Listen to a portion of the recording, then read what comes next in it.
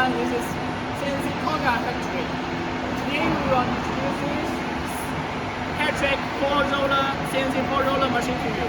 You can see the model. This machine can roll 8mm thickness and 1,500mm slash.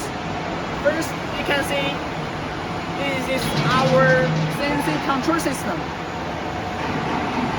And follow me, let me introduce. This is our haptic control system.